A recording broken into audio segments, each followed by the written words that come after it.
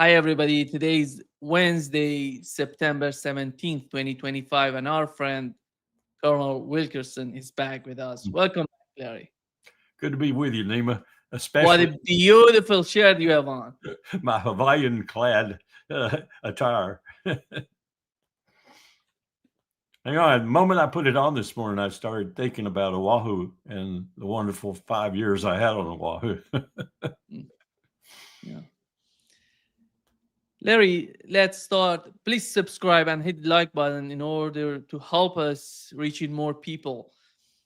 And let's start, Larry, with the case of Charlie Kirk and everything is somehow so much. It's a huge chaos. What's going on in the aftermath? Some people are trying to get credit of what of his assassination, and we had even Donald Trump, vice president, coming out talking about Charlie Kirk. We have the left, right, everybody. But here is what Tucker Carlson said, because Netanyahu was somehow he went crazy. You see him tweeting, and four tweets, five tweets in the aftermath of the assassination. He's claiming that one of the main supporters of Israel was Charlie Kirk, but it seems that Charlie Kirk has changed his mindset toward Israel. And it took time to do that, but he was getting somewhere that nobody I would argue, in the Netanyahu administration was happy about it. Here is what Tucker Carlson said. Bibi Netanyahu, and he said that to me many times, and he said to people around him many times. He felt that Bibi Netanyahu was a very destructive force. He was appalled by what was happening in Gaza. He was, above all, resentful that he believed Netanyahu was using the United States to prosecute his wars for the benefit of his country, and that it was shameful and embarrassing and bad for the United States, and he resented it. Didn't hate Netanyahu. He wasn't out there with a placard saying that, but he certainly expressed that to me and a lot of other people. And there's no question that Bibi's defenders on the internet will call me a liar or a kook, but that's a fact. And enough text messages exist that I think it can probably be verified in pretty short order. Not that it needs to be, because that is true. Shortly after that speech, there was a very intense attack on Charlie, and to some extent on me, not that I really noticed. But on him, I have no donors. He had $100 million worth of donors. And so, because he was involved in a different project from just yapping on the internet, which is what I do for a living, he was dependent to a great extent on his donors, of course. It's a nonprofit. And they went after him and tormented him. Not all, of course. Many were supportive, but the ones who were offended by my speech, and there was a small, very intense group who were, tormented Charlie Kirk until the day he died. Yeah. What's your take, Larry, on what has happened and the way Netanyahu was trying to get credit from his assassination? He said that these are Islamist, radical left, or whatever was that in his mind and the mind of the president of the United States. He said that it's radical left. Netanyahu said they're Islamists, radical Islamists assassinated him. Your take on that? My take is really quite comprehensive because I've done a lot of research in the last 48 hours, listened to a lot of people, including that episode there from Tucker, Candace Young, others, the Young Turks. I listen to people within my own Republican Party. And there are a number of things that have not been explored that undoubtedly over time will be explored, but they've been touched upon. Tucker touched upon some of them there. And the first is exactly who was Charlie Kirk. And one of the things that I stumbled upon, I don't even know the woman. I don't even know the source she was printing in or writing in. But I read it because the opening paragraphs caught my attention. Her name is Rachel Beitkofer. I hope I'm saying that right. And she started out by describing who Charlie Kirk was in very terse, I think, accurate paragraphs. The first real thing one needs to realize is that he was in the money business, majorly in the money business. From 17 years old on, he was just a genius at capitalizing on what she calls outrage, particularly within the Republican Party and the MAGA group, for donors and money to keep expanding and making his influence even more profound, deeper, more comprehensive. And of course, that came in contact with the MAGA movement, and he very much helped Trump get elected. No question about it. But here's the sentence that caught my attention most of all. I want to quote it. He manufactured outrage and monetized it. That is a perfect encapsulation of what he did, I think. And then I dropped down to the bottom of the article where she runs through what that all meant, including his recent change of view with regard to Israel. And then she comes down to the bottom and delivers a sentence that's just a humdinger.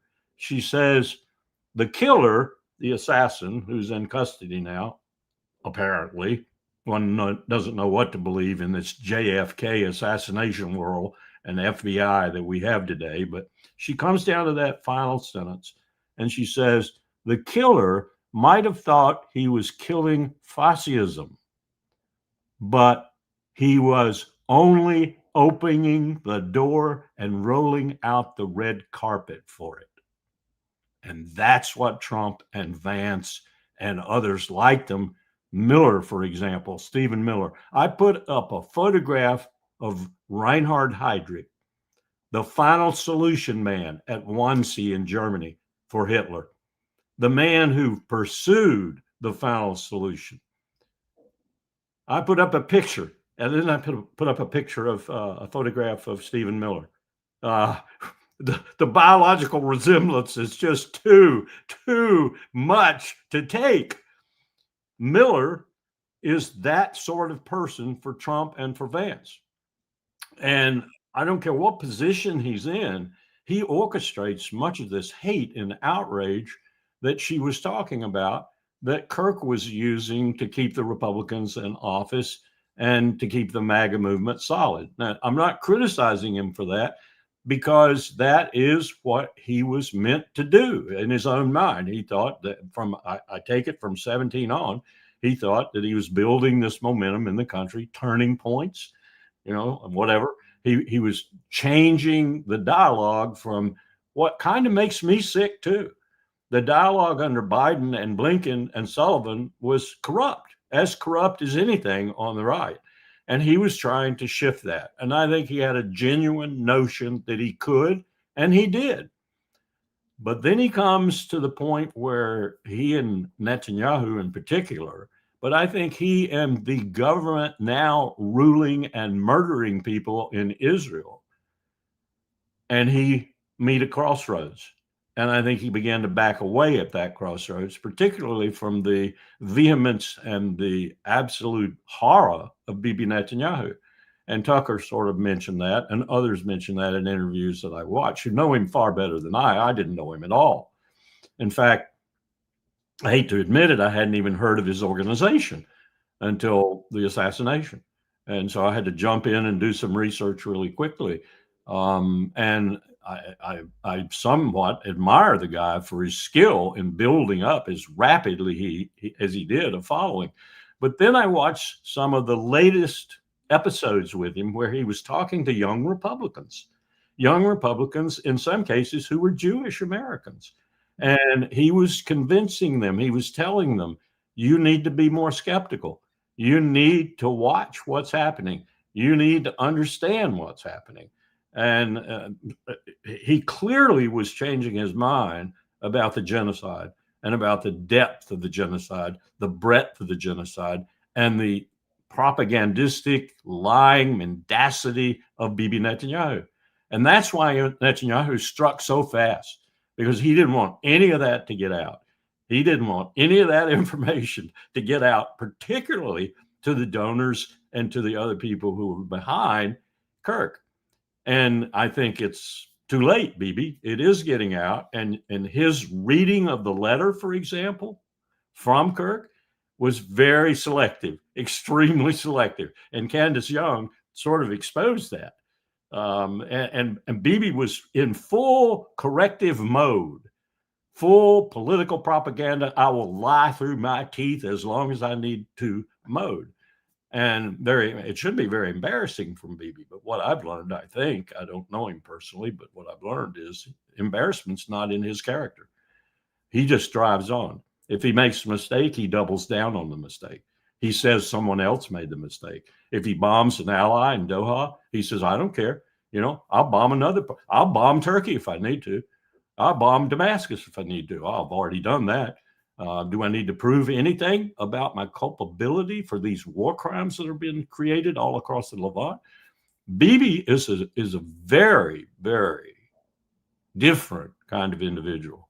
He's a murdering, lying, cheating thug at the head of a powerful military machine, becoming less powerful every moment of every day, that the United States backs to the hilt. And let me say something else, Nima. I watched Doug McGregor talk about this, and I like Doug McGregor, and I think Doug McGregor is mostly right. But even in my own Eisenhower Media Network, I have people who disagree with me on this. I don't think the proposition we're dealing with is Israel controlling America. It's America using Israel. And you have to understand that strategic canopy that I'm talking about. One of my Eisenhower Media Network members simply doesn't understand strategy. What's happening is the deep state in this country and the Davos crowd, and McGregor's got this right, the globalists, the neoconservatives, whatever you want to call them, the Davos crowd, I like to call them, the World Economic Forum crowd, the crowd that Friedrich Merz was a member of and still is, for example, and that BlackRock personifies across the globe. That crowd behind the empire knows this movement of power is going from it to China, period. It knows that. It viscerally understands that. And it does not care what Bibi does in Southwest Asia, in the Levant, because it sees that rough chaos, that ravage and pillage and plunder as being instrumental in ultimately getting to China. And what did Bibi just do? What did Bibi just do? He mentioned China. He mentioned China as the ultimate threat. And now he's trying to help us get to Taiwan and to get to the war that nobody wants, including China and us, I hope. But he wants to use this, and he intuits this. He understands that this nomenclatura, this intelligentsia, this Davos crowd, these globalists, these neoconservatives, they want to take China on, and they want to do it militarily, and they will use nuclear weapons if they have to. And now Bibi's intuited that, and Bibi's joined the crowd. We need to go after China, and I'll be with you. I'll have your flank. This is insane, Nima. Insane. Yeah. But actually, America is behind it all. America's behind it all, including the travesty, the genocide, the disaster that's happening, not just in Gaza, but on the West Bank, increasingly in Syria and in Lebanon and possibly elsewhere. And when the war comes that you and I know is coming against your home country, when that comes, the route that we'll be taking through that war is to China. But I don't think we're going to get through that war. I think that's a huge gamble, Larry. Huge. To put all your eggs in Israel's basket, Well, they're not just in Israel's basket. They're in Zelensky's basket. And they're also in what I would call the northern flank of NATO's basket, because we are working on the Arctic. And these latest figures that have just come out from people who know what they're talking about, I think, the oil majors and others, about the amount of methane and crude that's under the Arctic, is just going to exacerbate that majorly, because Russia has the best access to all of this.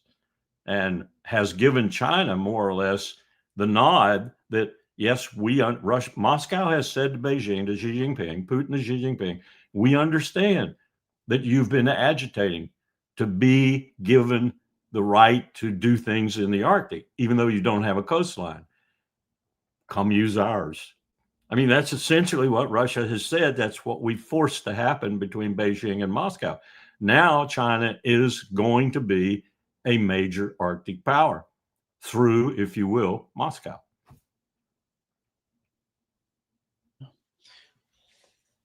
Larry, the attack, I think what's going on in the West Asia, in the Middle East, is of particular importance for not only for the United States, but also for Russia and China, specifically for China, because the security of China is dependent on the Middle East and the energy going from the Middle East to China.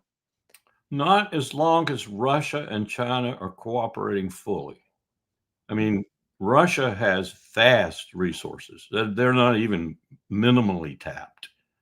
Russia has vast resources. And anyone thinking that 148, 150 million people is the signature of Russia's lack of power is just smoking some really cheap grade stuff.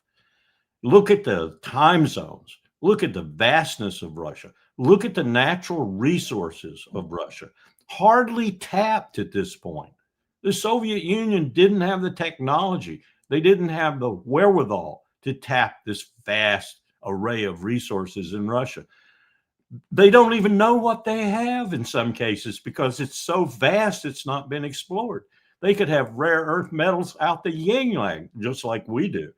But our political circumstances won't let us mine them in most cases. But Russia doesn't have that inhibition. That's the vastness of Russia. That's the depth of their strategic resources I'm talking about.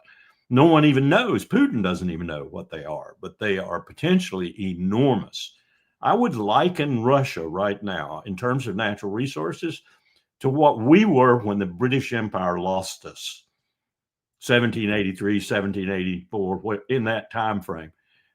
That's what we had. Divine providence, as Washington said, had blessed this country with enormous resources. And Washington didn't even know that we were going to cross the Mississippi and go all the way to the Pacific, all the way to the southern part of Texas and up to the Canadian border and make a nation that is as big as it is now. And he still knew that we had incredible resources. Russia probably doubles or triples that. So I don't think anybody, and these pipelines are reflecting that. These pipelines that are running now and under construction and contemplated, they're going to pump crude down into China. And at the same time, China is ahead of the world, Nima, ahead of the world in doing what's necessary to meet the climate crisis by transitioning from fossil fuels to whatever renewable combination, nuclear, wind, solar, and so forth in the future. China's ahead of the world in that race too. And given its size and the commitment to coal that it had and the commitment to fossil fuels afterwards, other than coal, crude and such, it's an enormous accomplishment. China's beating us at the pace of getting off the old and onto the new. This is a country it is deserving, and I'm not talking about political systems here. I'm talking about reality, power, John Mearsheimer's theory, power. That's what I'm talking about. China is evolving into a juggernaut, the most powerful country in the world, in every component of national power, including military, including naval in that military, including economic. Yeah. That's what scares these people, Nima. It scares the bejesus out of them. They don't know whether to jump ship and head that way, so to speak, or stay with the crowd and devolve inevitably to a nuclear war, because that's the only way you're going to stop this shift of power. And when you stop it with nuclear weapons, you stop probably human life, if not a large degree of it. To my understanding, Larry, after all, if they can somehow threaten the security of Russia through the southern border, and because the case of Ukraine, I think, is done. They're not going to be able to do anything else in Ukraine.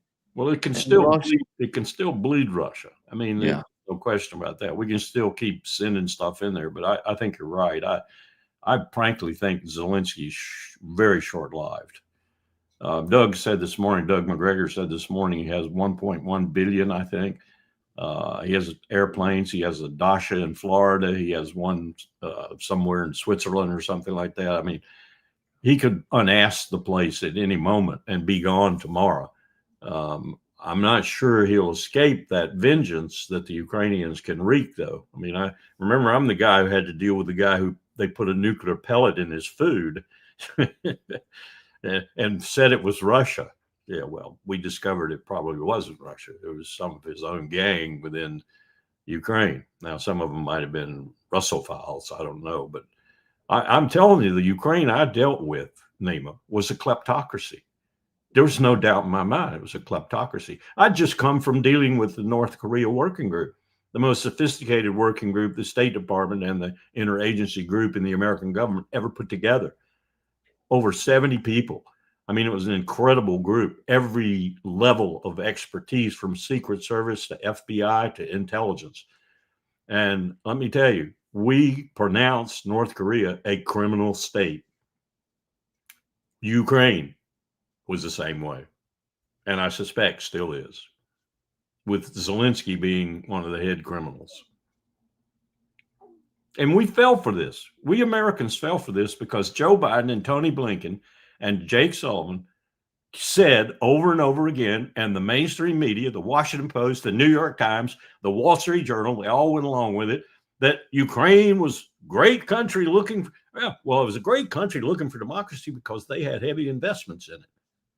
Heavy investments in it. And heavy investments in the military industrial complex too. Tragic mistake, Nima, for us to do this, but it ain't over yet. You remember the old Don Meredith Dallas Cowboys saying, it ain't over till the fat lady sings? Well, the fat lady ain't sung yet. She sung for Ukraine's military. They're done. They're toast. But she hasn't sung for the way the Europeans, particularly Germany, France, and Britain, will keep feeding this, and the EU, and us too, for that matter. Trump, and I agree with Doug McGregor on this, Trump has become an idiot. Not only can he not make a decision about Ukraine, which would be simple, stop everything and tell your European allies you are stopping everything and tell them that they probably should do so too, but he won't. And I'm with Doug. I can't figure that out. It's just imbecility. It's stupidity. It's clownishness, but very dangerous clownishness. I can't figure it out. Why won't he make the decision? He said he would pre-inauguration. He said he would after the inauguration. He has failed completely and miserably, and it is now his war. And he's failed totally. what if they can make some sort of an Idlib-like situation in Ukraine? You know, continuous conflict with no end. It seems that that would be the case in the mind of Europeans together with the establishment in the United States. Considering that, if they keep, you mentioned that the case of Ukraine is just for bleeding Russia in that part. When it comes to the southern part, they're still seeking regime change in Iran. I don't know if you saw Steve Bannon talking about it. Here is what he said, Larry. By the way, Charlie Kirk thought that was absurd too. What? Larry? Charlie Kirk thought regime change in Iran or a war with Iran was absolutely absurd. Yeah, actually, he talked with the administration about it. Yeah. Here is what Steve Bannon said, Larry. Got Rubio's in the middle in Israel right now, and trust me, my sources are impeccable. They're still pushing regime change in Iran. Yep. Don't think you added this one by a long shot. Bolsonaro's going to prison for 27 years. 27 years. Le Pen, they want her in prison. See pattern recognition here? Yeah. He talks about Iran. They're seeking regime change in Iran.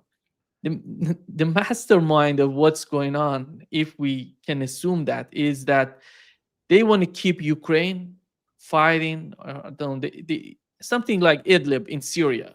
They keep the city, Turkey was feeding these people, these radical people in Idlib, but finally they took Assad down. And if they do something in the southern part, and then you mentioned how important Russia is for China, then go after China. Yeah. This is failed strategy before it even commences, Nima. It's just, when you look at the Soviets used to have a phrase called correlation of forces. And you know what that means. In general, it means how many they got, how many you got, and so forth. And the correlation of forces in this instance is just dramatically against the American empire, including Israel. The correlation of forces on a small scale in the Levant right now is dramatically against Israel. I don't think Israel's going to last much longer as a state, certainly not as a Jewish state. So Bibi has discovered China, and he's discovered that Iran might be a route to China. So let's do two birds for one stone. Let's go into Iran and take it down, get regime change there, and then we'll use that impact on China, because that'll stop the Southern Railroad. That'll put a stop on it. Now, we've stopped it pretty much in the center with Ukraine. It's raring to go. I mean, it's almost like the engine's on the track with 400 cars behind it, and it can't move because of Ukraine. That's what we're doing. We're trying to stop this inexorable movement of China into the rest of the world, if you will, and to, by that, overwhelm the competition in the empire. And Bibi stumbled onto that, and Bibi's already got a reason to, and I think Treaty Parsi was right. Bibi was going to have war with Iran before Christmas, maybe even earlier than that, maybe before the end of this month. He's going to open up another theater with Iran. And then it's that all bets are off, because he's going to get imperiled to the point where he's losing badly, and he's going to have to call the United States in. And then, as I've said before, it's 10 years, $2 trillion, horrendous casualties, and it'll look like Iraq at the end, or worse, or Afghanistan, or worse. And that'll be the end of the empire for all practical purposes. But that's what we're looking at here in terms of geostrategic intent. And the intent is being financed by these financiers, the Rothschilds, the JP Morgans. They've been with us for all of history. They were with the Roman Empire. Cassius has a lean and hungry look. Well, he was very rich too. These people are always behind these wars. And that's what's pressing this, because they do not want to shift their flags. And I'm not talking about just America. I'm talking about London. I'm talking about Geneva. I'm talking about a lot of people who have vested interest in this present conception of the world, with the American empire being paramount. They understand that what is happening is probably not stoppable, but they want to try their best to do it or slow it down or whatever to make it a more even playing field, maybe some of them think. What they're going to do, as I said before, is they're going to force this consortium, now featuring China, India, and Russia, and probably 2/3 of the world's population in terms of support, into having to use force against the empire. I don't think they'll start it. I think the empire will start it. And Netanyahu is a perfect example of a vehicle to do that, beginning with Iran. But as I said, now he's intuited this. He's already talking about China, a way to get at China, Taiwan, a way to get at China. I mean, he's playing every card he has in his hand for personal survival, politically, and not going to jail. And he understands what's happening in Israel. He is destroying Israel. Larry, how did you find the summit in Doha? We see that Feckless Iran Arab. and Syria are participating in the summit. I've never thought that they're going to be there. Yeah. All these countries together. Just imagine what it was before, during the war, the fight between Yemen and Saudi Arabia. Saudi Arabia, UAE, together with the United States, they were attacking Yemen responding to them. And Iran was supporting Yemen. Some sort of division, huge division in those days. Those days are gone. Yeah. We've united them too. You know, we're putting all the possible enemies we could conjure in the world together. Yeah. Now, I listened. I can't remember if it was the PM or the FM. Foreign, I think it was the foreign minister, the Qatar. He made some very powerful remarks, but that's about all they ever do about Netanyahu. I mean, he called him a narcissist, a killer, a genocide perpetrator. He called him all kinds of names in English. But getting them to do something is something else. I discovered yesterday the latest figures on how much, and this has a long story, as you probably know, when they were isolating Qatar, when they were isolating them, the other Arab states, particularly Little Sparta, the Emirates, and Saudi Arabia itself, Turkey became a big fan. You may not know this, but Turkey actually sent troops down, and sent troops down to Qatar, and they were there to say to the rest of the Arab League and to the GCC, if you come here to take on this little guy, I'll be with them. Most people miss that, but it happened. And as a result, I think a lot of money is flowing from Qatar to Ankara. And it is for us to a certain extent. I think on your show, I mentioned that if I were Riyadh, I would do that. Send them a lot of money and tell them, go ahead and do what you need to do in Syria in particular. I didn't know at that point that Qatar was sending so much money up to Ankara, but they are. And that is a coalition, if you will, that could be effective, really could be effective, because Turkey has a military that could change the whole dynamics in the Levant in a minute, just like that. And if they were funded so that it wouldn't cost Turkey that much to do it, because their economic situation is so desperate right now, largely because of Erdogan's mistakes. But if you could do that, maybe even move that foreign minister up, you'd have to have elections and such to be the leader, because I don't know if Erdogan's even in full possession of his faculties anymore sometimes when I listen to him. But that would be a real dynamic change too, to have Turkey suddenly enter the fray in a formidable way, backed and funded by the feckless Arabs. I mean, that's how they like to operate. They'd rather have somebody else do their dirty work for them, and they pay the bill. That could happen. We're looking at a whole possible melange of possibilities in the Levant right now, most of them caused by Bibi Netanyahu's utter ineptitude, truly ineptitude, which grows every day. This latest attack on an ally, Doha, was a perfect case in point, and his feelings and expressions afterwards even more so, because he said he'd attack anybody he needed to attack anytime he needed to attack them, whether they were an ally or not. I mean, he's become almost preposterous in his pomposity. I think their position is, when we've learned that the Israeli Minister of Diaspora Affairs, he said that the new axis of evil is Turkey, Syria, and Qatar. So this is new. This is new to the region.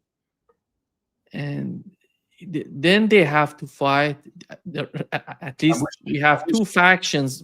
I wish George W. Bush had never come up with that phraseology. I know who did it. I know the speechwriter who did it. He was aiming to be like Ronald Reagan's speechwriter, the evil empire. That phrase, the evil empire. Tony Dolan, the speechwriter, came up with that phrase. This speechwriter, young guy, was trying to come up with a phrase that was equivalent. Axis of evil. That's how we get these things. You know, some young speechwriter says, "Oh, that's really neat. Let's put that in the president's mouth," and it sticks. I'm sorry. Go ahead.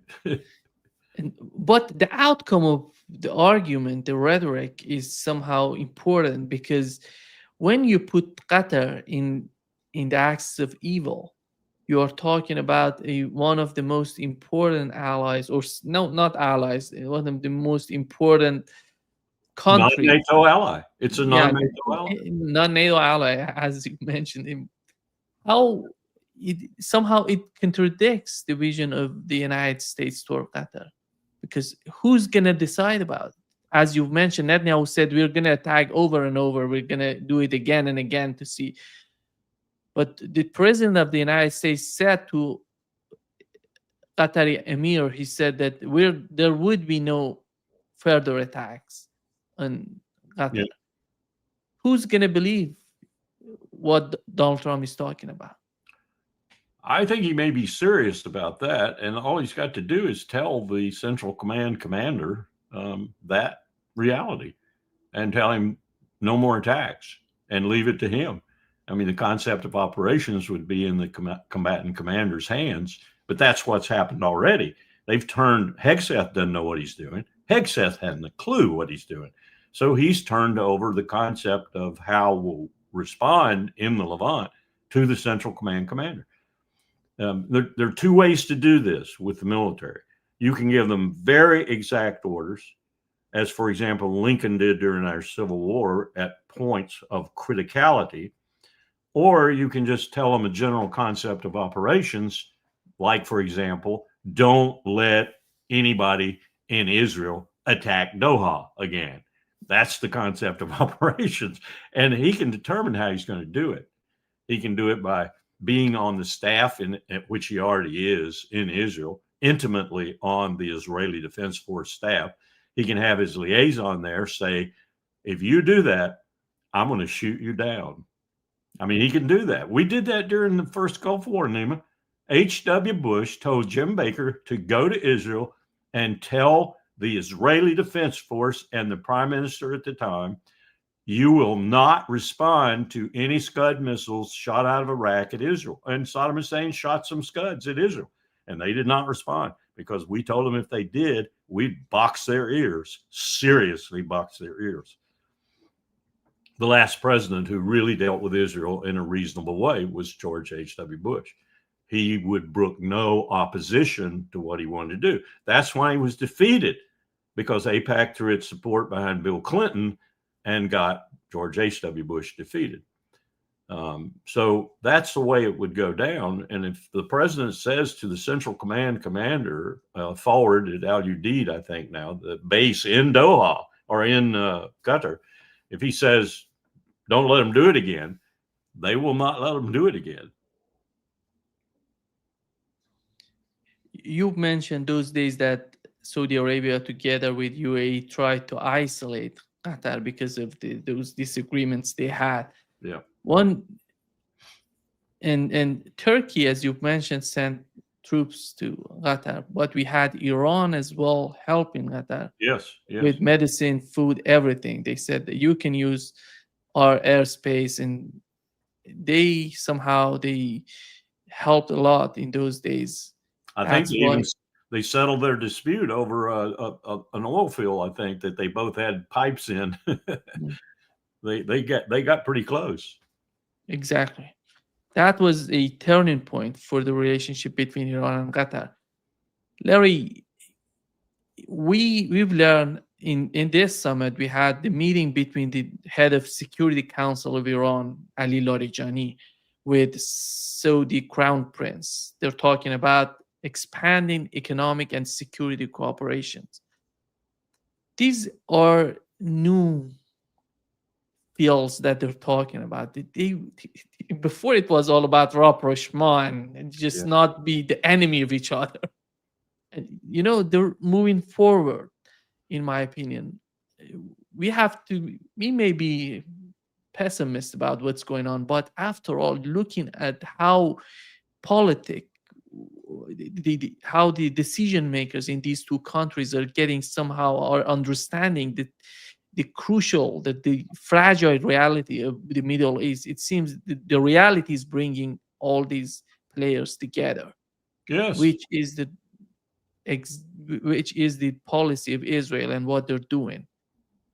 I think you're looking at a reconceptualization of security in the region. And we always thought at the Unified Command that I served, because it was the force provider at that time, there was no Central Command.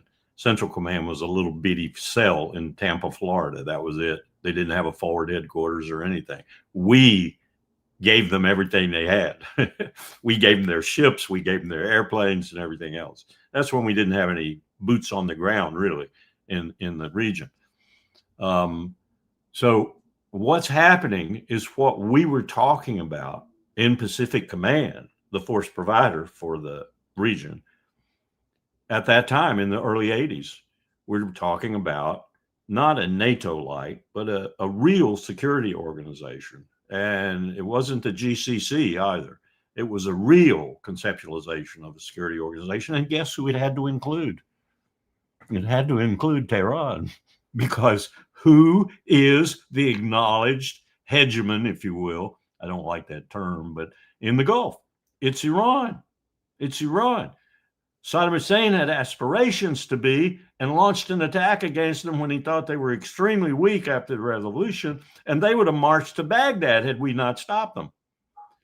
They are the power in the Gulf. They are finally awakening to that in Riyadh and elsewhere. How do you stop anything that's going on with support of Al-Ansar, for example, the Houthis?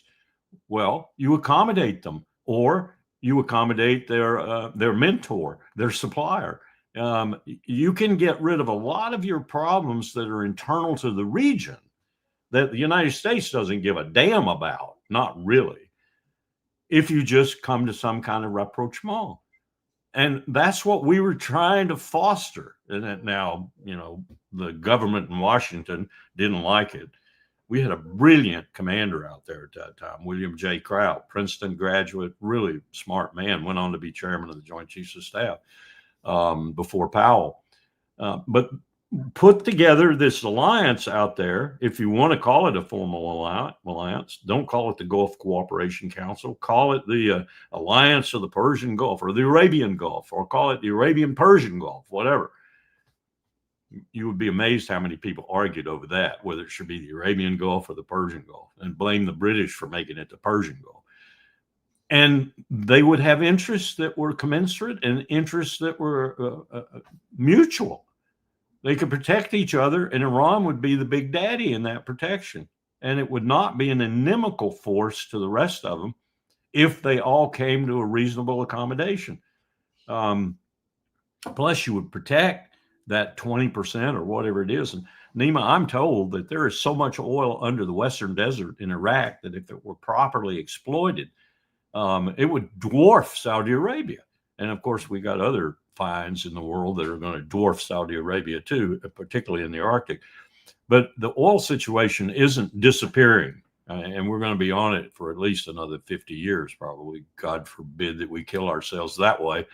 But the situation in the Gulf could be transformed where it's positive for Iran, for Saudi Arabia, for the other Arab states. But you probably need to get rid of Israel. You heard me say that. You probably need to get rid of Israel. And just at this moment, Bibi, through his ineptitude and his horrible, murderous nature, is doing that. So Abraham Accords, how about the Tehran Accords? Now he'll want to stop that. He'll want to go to war. He wants to go to war in Iran. I definitely believe that if he attacks Iran again, he's not going to get anything but the devastation for Israel. Bingo. Iran would be much more united than before. And the Iranian army would learn, because they've learned from that 12 days war between the two, they've learned a lot. was a learning process for all of the Yeah. participants, but Well, for Iranians, it was a huge issue because in the aftermath of the Iraq war, they didn't have any sort of confrontation with anybody. well, that was devastating. I remember when the Ayatollah, I think it was the Ayatollah, who actually came out and said, "I've got to stop," because the United Nations resolution was so powerful, and the United States was backing both sides, and then pretty much shifted everything. When it looked like Iran might get to Baghdad, we shifted all of our support to Baghdad. And so, he said, "I can't fight the freaking world." That's basically what he said. Yeah. And finally, I see Israel pushing all the players in the Middle East together. No other option is on the table for Israelis. So far, we haven't seen any sort of sign that they're trying to somehow manipulate to be closer to one party instead. That just they're talking this way because they feel that in the United States, some people would buy these sort of arguments, but after all, they see all of them as their enemy. And Jared Kushner must be just having a heebie-jeebie fit, because he envisioned billions of dollars pouring down his coffers with the Abraham Accords and what would follow on. And I think that's being foreclosed majorly right now, if not completely. If, Larry, long-term strategy of the United States in the Middle East, if it goes in the direction that Israel would attack each and every country in that region, that would bring the security of region on the table for the countries that they were supposing that the United States would provide them with security, with some sort of defense. But that didn't happen in the attack. And if I were Qatari, I would say, so if tomorrow Israel decides to attack us to kill the emir, who's going to defend us? What we going to do about it? It's a good question, and I'm sure that those kinds of questions in a self-introspective way are happening in Doha right now.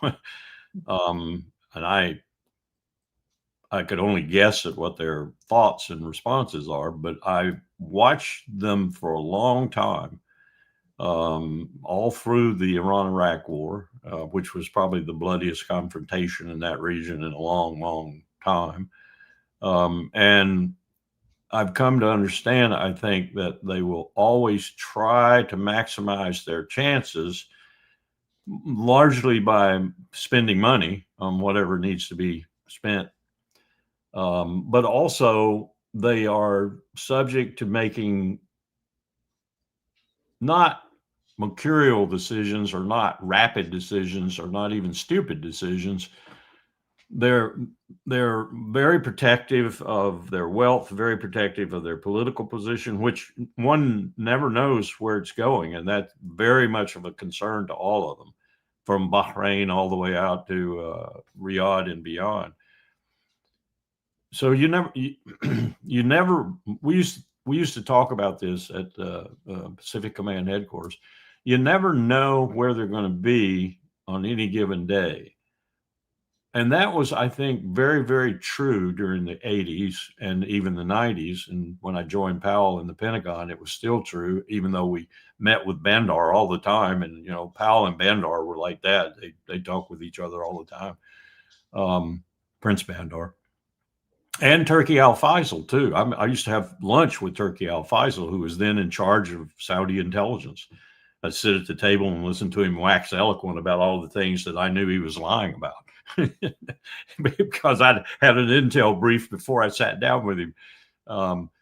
So you never know where they're going, but I think this is different. 40 years now, I've been exposed to this. I think this is different. And I think the difference has been brought about by Bibi Netanyahu and the slaughter that they have seen him effect. And I'm reliably informed that they are still having some major problems keeping their street calm, because the street gets the word. You can't, in this day and age, keep the word of these slaughters and killings away from these people. You can keep it away from Americans, maybe, because the mainstream media is so broken it never tells them anything. But even Kirk was seeing this.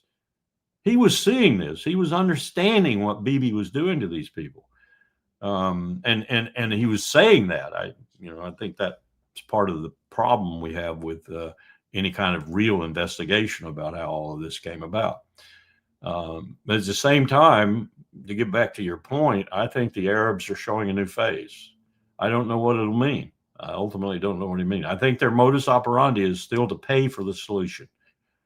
I mean, that's their modus operandi. Pay for the solution and their retention and political power, whether it's the House of Saud or the Emir in Qatar or whomever. That's not going to change, I don't think. There's not going to be a breakout of liberal democracy in the Gulf anytime soon, unlike what people thought during the Arab Spring, which was absolutely pipe dreaming. But it could be positive. It could be positive. I am not one who believes that liberal democracy is the answer to the world's problems. No, you'll never get this individual to say that some people don't do liberal democracy very well. Look at how badly we're doing it right now. I mean, if you want to show the world a system of governance that they do not want to even have an attempt at, look at the United States and liberal democracy as performed therein. We are a disaster. If I were some state out there in Southeast Asia or anywhere in the world for that matter, looking at Britain, looking at France, looking at Germany, looking at some of the Scandinavian countries now, and I would say, am I going to emulate them? Not on your life. I'll take my autocracy, thank you very much. And you see that throughout Central Asia, too. Look at Dushanbe, look at Tashkent, look at Samarkand, look at those growing, beautiful cities with the best hotels in the world now. Not in New York City, not in London, not in Paris, in those capitals in Central Asia. That's the transformation that's taken place. And it's taken place under autocrats. Who's showing the best example?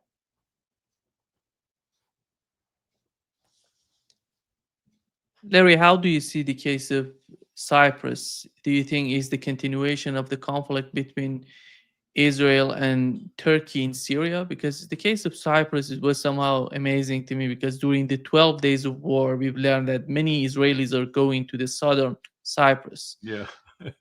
And British flights are out of Cyprus, sort of going over to Gaza. Exactly. I thought they stopped. Starmer said he stopped them. They didn't. They're still doing it. They're still doing it. They're still handing data, downloading data to the Israelis. Oh, there's a Hamas guy standing on that building. Oh, well, how do you know that? Well, I saw him from my British jet. No, Cyprus, Greece, Turkey, Israel, Malta, even. And Lebanon. I mean, look at what Netanyahu has tried to do. He has now made a grab for everything in the Eastern Mediterranean that's been discovered in the last decade. Gas, oil, he's made a grab for it. He thinks he's got it for Gaza because Gaza is going to not be a non-entity now. It's going to be Israeli territory. So he's got all of that. And his next moves will be, if he gets through this, and he won't, but his next move would be that he'll threaten Cyprus and Lebanon with regard to their holdings. He wants it all. And here is what Russia is talking about in terms, they're talking about they're ready to expand military cooperation with Iraq. And with Iraq? With Iraq. Oh, I didn't hear that. Yeah. These are, I think they're seeing the gap, they're seeing the vacuum in the region. Yeah. That's why they're trying to, I would say China would do the same. And look at what we've gone from, because when we started the negotiations with all the people who would eventually form the coalition that fought the first Gulf War, Desert Shield, Desert Storm for us, when we did those negotiations, you know who helped us big time with Iraq and other countries in the region? And Iraq was the one we were going to attack. Gorbachev. because he knew everything. His staff, his defense staff in particular, knew everything because they had been in Iraq. They sold them their T-72s and their T-54s. I mean, they knew everything about the Republican Guard and so forth. And Gorbachev was very forthcoming because he realized Bush was serious about implementing the UN mandate, doing it with a robust force of Syrians, French, Egyptians, and doing it right, and then quitting, not conquering Iraq. And Gorbachev was a very cooperative individual. He did make one overture to Saddam Hussein and try to get him to, withdraw, get your troops out of Kuwait, but it didn't work.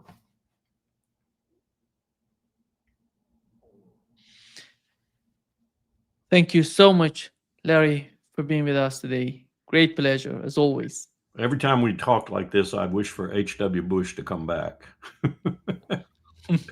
He had his problems, but he understood Eisenhower's technique and operational expertise, and it's not a little thing to say that we lost all the people whose feet were in World War II and who understood what such a colossal conflagration, 100 million casualties World War II was, and were absolutely intent on not letting it happen again, and certainly not with nuclear weapons.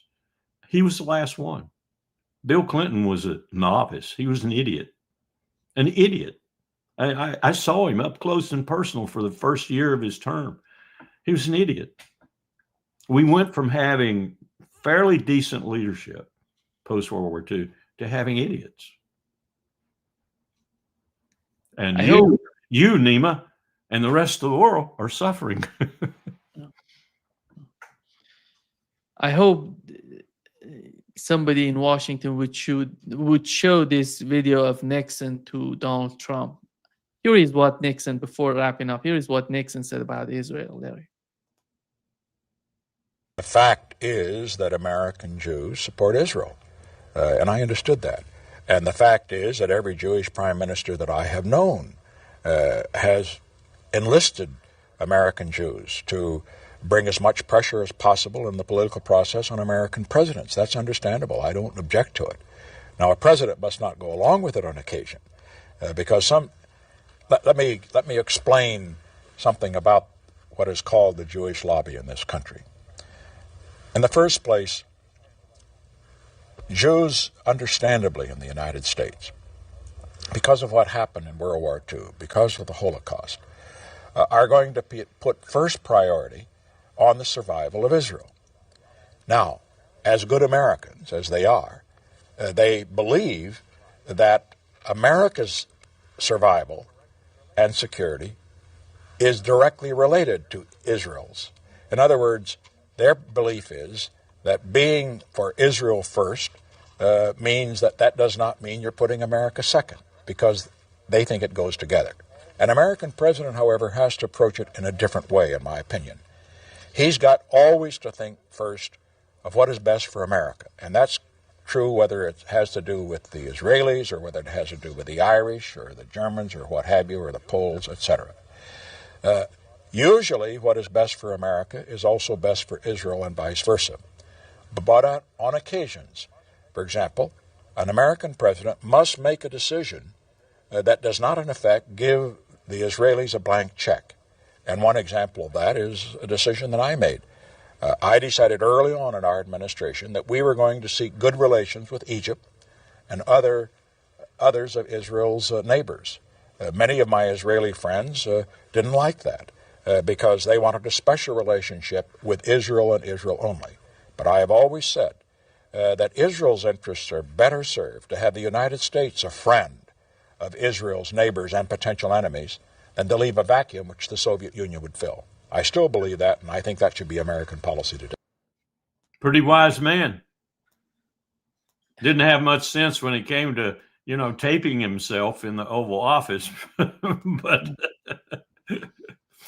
he just said it. I don't know if is there anybody in Washington to hear what he just said? And no, nor any of the other presidents, even LBJ, who was a scoundrel. LBJ was largely responsible, I think, for giving him the nuclear weapon.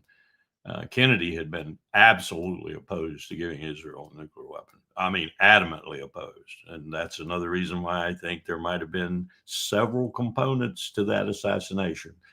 CIA, Pentagon, and Mossad. I think all three had something to do with Kennedy's assassination because he was vehemently opposed to Israel having a nuclear weapon. Johnson wasn't. That got, Kennedy's assassination got him a nuclear weapon. History books are going to be rewritten over the next 100 years, Nima. And one of the places they're going to be rewritten most vividly and most surprisingly is about the relationship between that tiny little pipsqueak in the eastern end of the Mediterranean called Israel and the empire. Because that tiny little pipsqueak, while being used by the empire for its purposes, has really messed around in the empire's leadership and functions to the tune of assassinations, one of which was probably Kennedy's. Oh, we can't have that happen in America. We're a liberal democracy. We kill people every freaking day of the week, Nima, in this liberal democracy. On the street, in the byways, on the highways. I read a piece this morning, Nima, about California and what they're trying to do with China that is so important for California's economy and so important ultimately. And I learned this with Chairman Powell. I learned it. 90% of the defense budget at one point in time was going to California. They have such a relationship with China right now, and Trump is so aggravating that and really trying to destroy it, that you want to push California off into a separate state status? You want to make, what is it, the 8th largest economy in the world or something like that? It could get along on its own. Maybe we'll build a fence in California around California and keep you out, empire. We're talking about reality here. This is what's happening.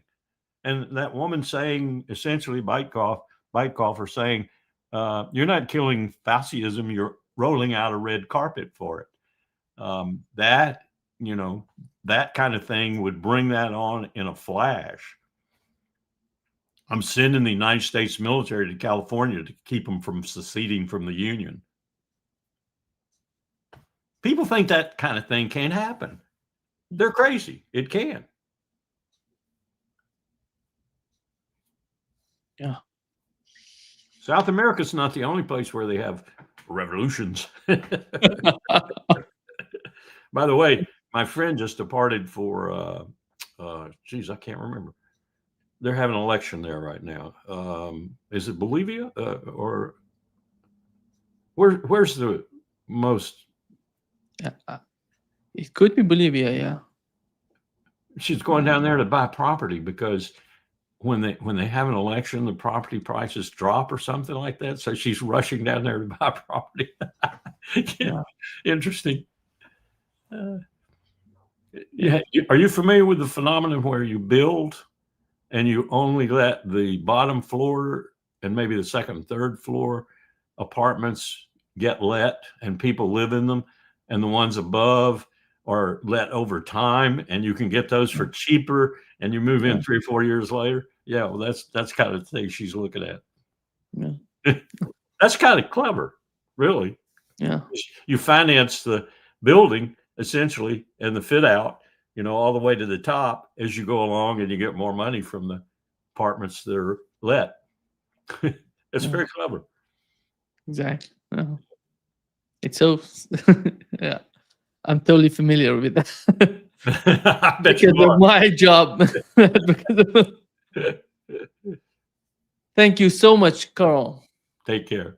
Great pleasure as always. See you soon. See you on Friday. And Friday. Take Bye-bye. care. Bye-bye. Take care.